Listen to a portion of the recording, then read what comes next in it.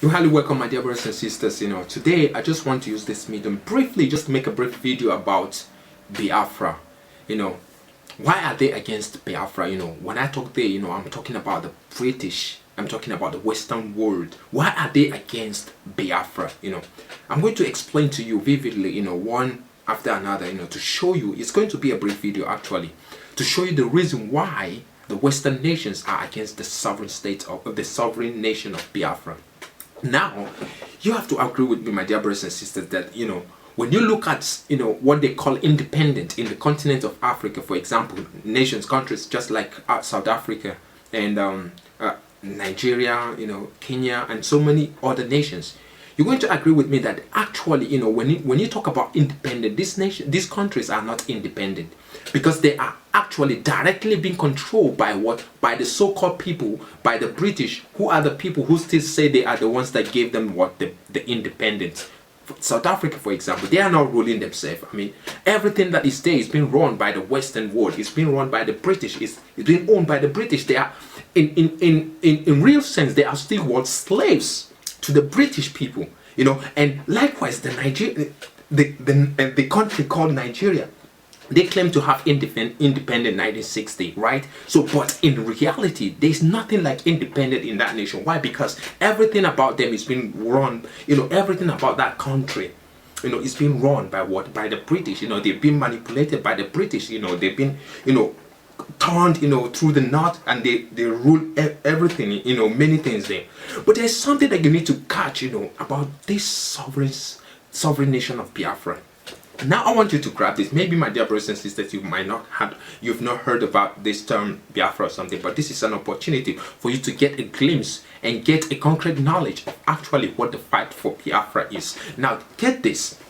Biafra is trying to actualize a sovereign nation that is totally independent from any Western civilization or any Western world. For example, the British, they have the idea that Biafra, when Biafra is able to succeed from Nigeria, there's something is going to happen in that continent, because when Biafra is able to attain the kind of independence that they are looking for, then that will cause a chain reaction, that will cause other countries in Africa to be able to demand the same kind of freedom, the same kind of independence that the Biafrans have gotten. Because right now the Biafrans, they are fighting, they've been fighting for long for the actualization of the sovereign state, of the sovereign nation of Biafra. Now, when they talk about sovereign, they are not talking about the same kind of independence which you people are seeing that happen in South Africa, or that is happening in Nigeria, or that is happening in different part of countries in Africa. No, they are talking about total independence from any Western shackles. They can be able to take whatsoever decision they want to take on their own without asking any other Western nation. And this is the problem, because if this happens, and these people, the Biafrans, now succeed, and they got their own independence the way they want it, don't you think that the other nations in Africa would like to emulate, would like to get the same kind of freedom that the Biafrans have gotten? Don't you think that? Of course, this is going to set a chain reaction in Africa, and this is the greatest fear of the Western nation. This is the greatest fear of the British people, because they know that at the time, whenever Biafra, whenever they actualize this, that is going to be a very big blow to the whole world, because this will now set a mark. This will now set a footprint. This is going to be something that is. Now get something, and the people that occupy this part of Biafra, the people who are these Biafrans, they are the Hebrew people. It's a prophecy that has to come to pass. My dear brothers and sisters, you need to get this, because this world is moving to a direction. Everything has its own course. You get it? Everything has its own time, and everything that is happening for a purpose.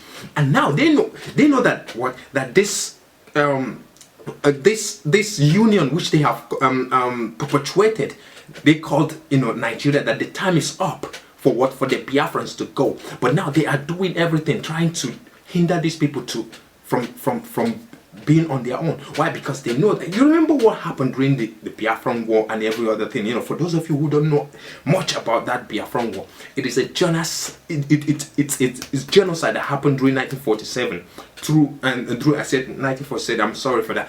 Happened during 1967 through to 1970. What happened? Over 3.5 million Biafrans were killed.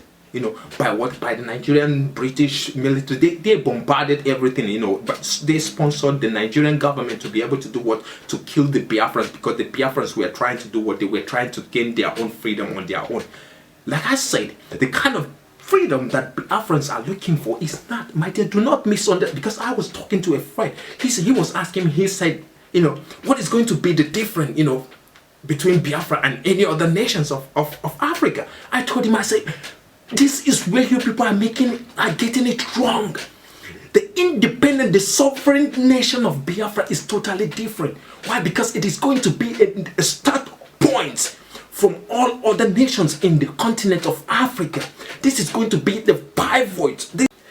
This is going to be the pivot. This is going to be the starting point of freedom in that continent. What you're seeing, because the actualization of this sovereign state will now set a chain reaction worldwide, and by so doing, they are going to be, you are going to start seeing the value of the so-called Negroes coming out, because it is from there now. You now see, for example, now other nations of Africa will now start standing on their ground.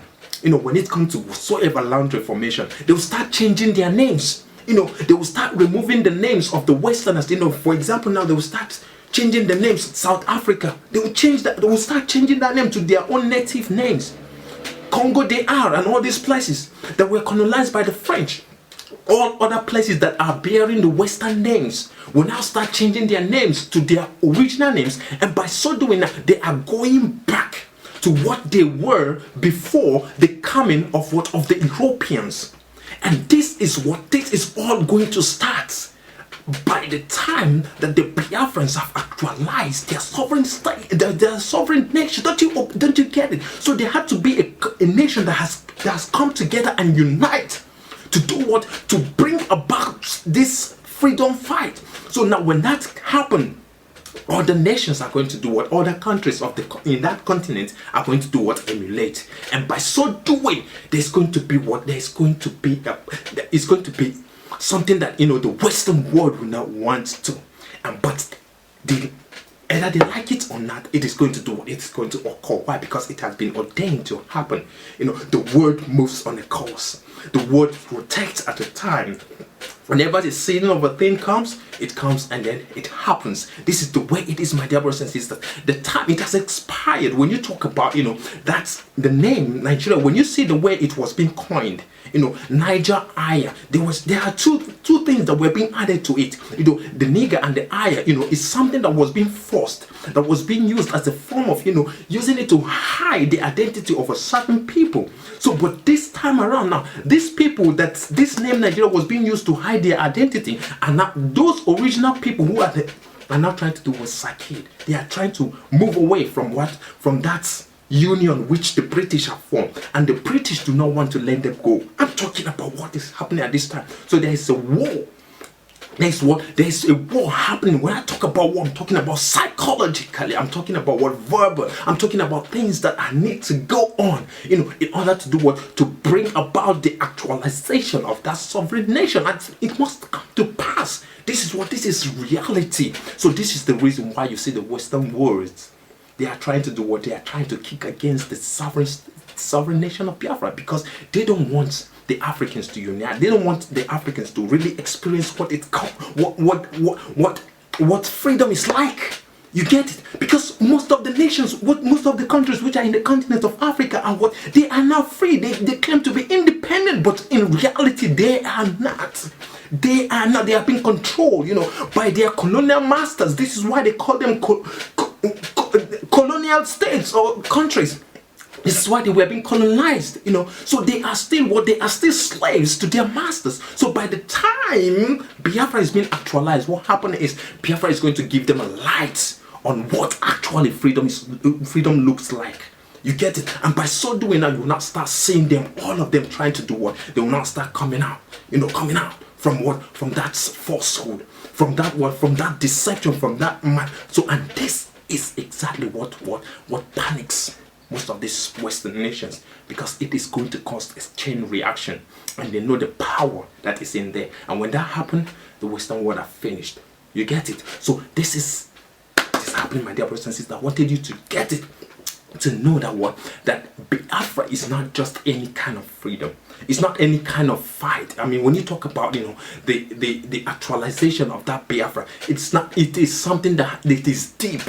It is deep. I'm telling you, it is very deep. You need to do what you need to have an insight for you to be able to see where the world is going.